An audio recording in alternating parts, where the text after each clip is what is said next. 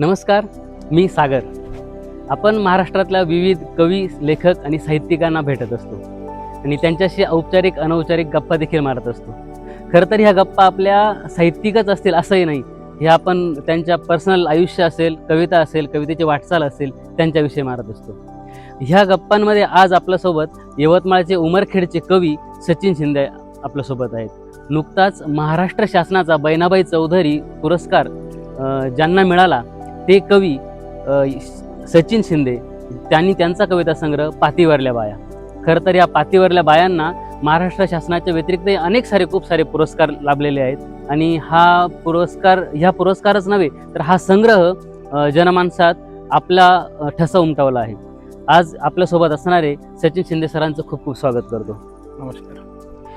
Sir, खरं तर जो महाराष्ट्रभर आपण फिरून ज्या कवी लेखकांच्या मुलाखती म्हणूया किंवा गप्पा मारत असतो, त्यामध्ये सुरुवातीला मी पर्सनल जे आहेत ते प्रश्न विचारत असतो.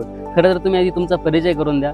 आणि तुम्ही एक शिक्षक आहात आणि शिक्षक असूनही तुम्ही आपल्या शेती मातीच्या कविता, बाईच्या व्यथा आणि या विविध सामाजिक प्रश्न घेऊन तुम्ही या सगळ्या प्रश्नांकडे कसं बघता ते देखील तो प्रवास देखील आपण या ठिकाणी सांगावा. नमस्कार, मी सचिन शिंदे, मुरली, तालुका उमरखेड, जिल्हा यवतमाळ.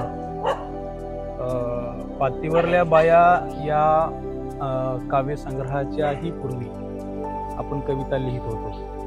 मात्र लहानपणापासून ज्या पद्धतीनं आपण पाठ्यपुस्तकामध्ये कविता वाचलेल्या आहेत किंवा अन्य कुठल्या साहित्यिकांच्या कविता वाचलेल्या आहेत, त्या कविता आणि आपलं जगणं काही फारसं असं वेगळं मला वाटत नव्हतं. आणि मग आपले अनुभव, आपली अनुभूती, आपल्या वेदना आणि संवेदना या भाषेच्या माध्यमातून आपण त्याचं प्रकटीकरण करावं असं मला वाटलं आणि मी लेखनाकडे वळलो.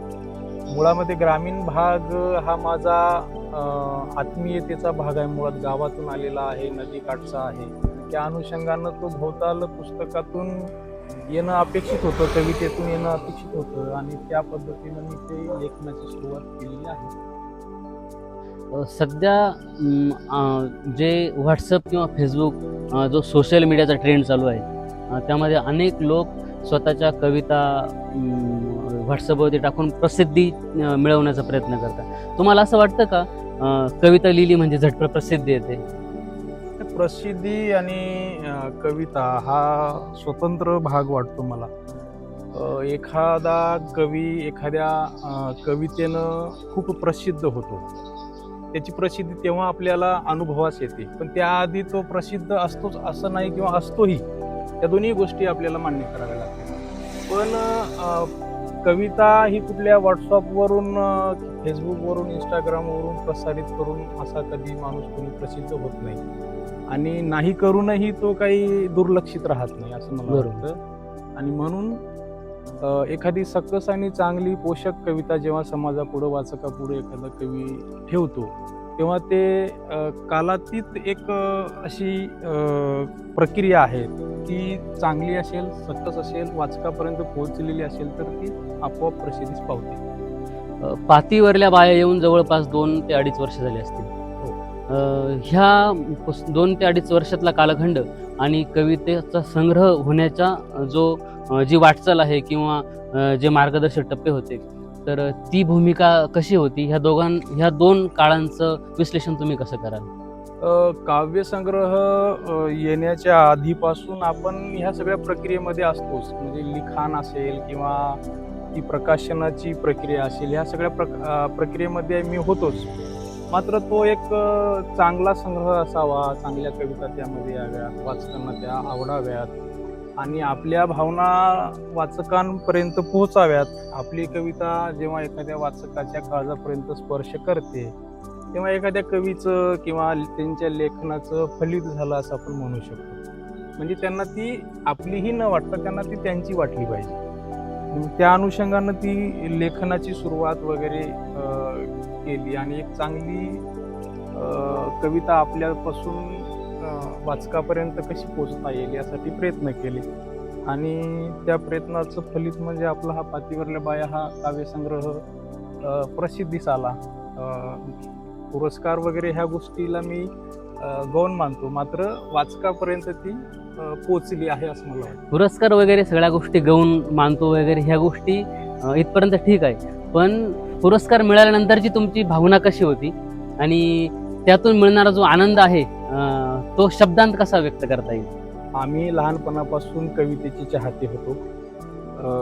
कवयित्री बहिणाबाई चौधरी यांच्या कविता आम्ही पाठ्यपुस्तकामध्ये वाचलेल्या आहेत, त्या मुखोद्गत पण आपल्याला आहेत आणि त्यांच्या नावाचा पुरस्कार पाचीवरल्या बाया या काव्यसंग्रहाला मिळाल्यावर निश्चितच तो परमानंद होता आणि आहेच.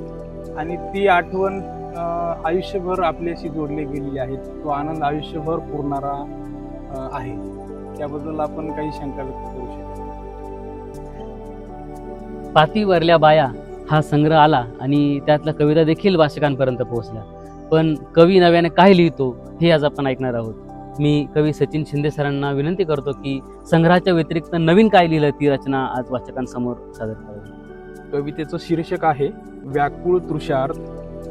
हिरवलेनं ल्यालेला हरवून टाकी काठ, हिरवलेनं ल्यालेला हरवून टाकी काठ, झुळझुळ वाऱ्या संगे कानात बोलते लाट, होडीचा कुजका देह ही झऱ्याची हाक आर्त, होडीचा कुजका देह ही झऱ्याची हाक आर्त, किती कोरडे संदर्भ किती व्याकुळ तृषार्थ. दगडांचे अगणिक हे ढीग बेटांवरती, दगडांचे अगणिक हे ढीग बेटांवरती, गेला आटत किनारा कुठून यावी भरती, या मातीने सजलेले होते खचले बुरुज, या मातीने सजलेले होते खचले बुरुज, लाट होताना अबोल ही विरलेली होती गाज, उभ्या टेकडीला काही सांगे वारा हा उन्हाळ, उभ्या टेकडीला काही सांगे वारा हा उन्हाळ, काटे पसरुनी उभं झाड बाबळीचं द्वाड, काटे पसरुनी उभं झाड बाबळीचं द्वाड, सुन्न पहुडली एक वाट गर्द गवताळ, सुन्न पहुडली एक वाट गर्द गवताळ, दूर फाकला उजेड कसे टिचले आभाळ, दूर फाकला उजेड कसे टिचले आभाळ, दूर राईतून आले मुके हिंडून ओहळ, क्या बात आहे, दूर राईतून आले मुके हिंडून ओहळ, शिळांच्या या उदरात गेले चेंदून शेवाळ, क्या बात आहे, शिळांच्या या उदरात गेले चेंदून शेवाळ, गेले चेंदून शेवाळ. क्या बात आहे. अप्रतिम कविता सर सादर केली. आज तुम्ही ह्या मुलाखतीसाठी गप्पा गोष्टींसाठी वेळ दिला त्याबद्दल तुमचे खूप खूप आभार आणि आपलेही मनपूर्वक धन्यवाद. आणि हा व्हिडिओ ज्यांनी काढला ते आदरणीय कवी हनुमान वरगुळे यांचेही सरांचेही खूप खूप आभार. थँक्यू.